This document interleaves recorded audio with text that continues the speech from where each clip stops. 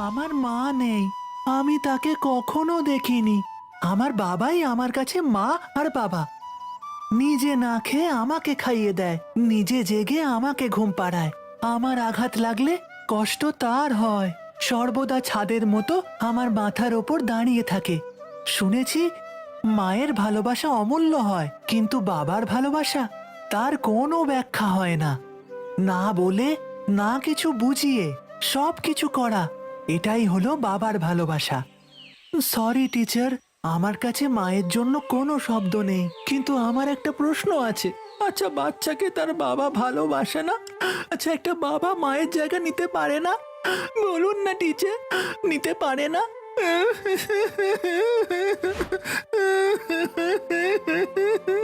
হয়েছে খোকা, হয়েছে, আর কাঁদিস না।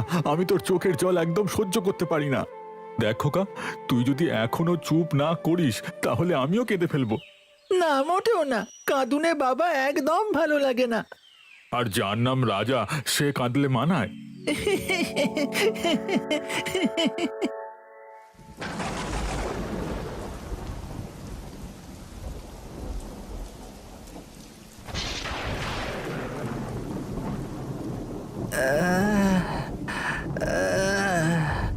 বাবা, ও বাবা, আমার খুব কষ্ট হচ্ছে।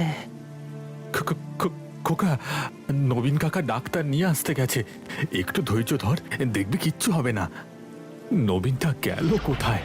এদিকে রাজার জ্বর যে বেড়েই চলেছে। হে ঈশ্বর, আমার ছেলেটাকে রক্ষা করো। ডাক্তারবাবু, তাড়াতাড়ি আসুন। ডাক্তারবাবু, কিছু একটা করুন, ছেলেটার জ্বরে গা পুড়ে যাচ্ছে। হ্যাঁ হ্যাঁ, দেখছি। কই দেখি। একটু সরে দাঁড়ান তো।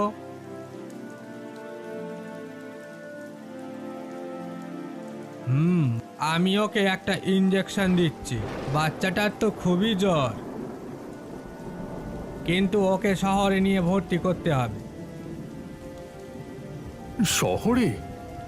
এই নাও, এতে আমি হাসপাতালের নাম, ঠিকানা আর আমার ফোন নাম্বার লিখে দিচ্ছি। পৌঁছানোর পর আমাকে ফোন করো, কিন্তু দেরি হয়ে গেলে খুব সমস্যা হতে পারে। বাবা, ও বাবা গো, আমার গলাটা শুকিয়ে গেছে, আমার কিচ্ছু ভালো লাগছে না। চিন্তা করিস না খোকা, সব ঠিক হয়ে যাবে। অসীম, আমি আমার গরুর গাড়িটা নিয়ে আসছি। তুমি আর বিন্দু রাজাকে নিয়ে বেরিয়ে এসো। ওগো, আমি যাব তোমাদের সাথে? না না, বৃষ্টির কারণে রাস্তা খারাপ হয়ে গেছে। যত কম লোক যাবে ততই ভালো।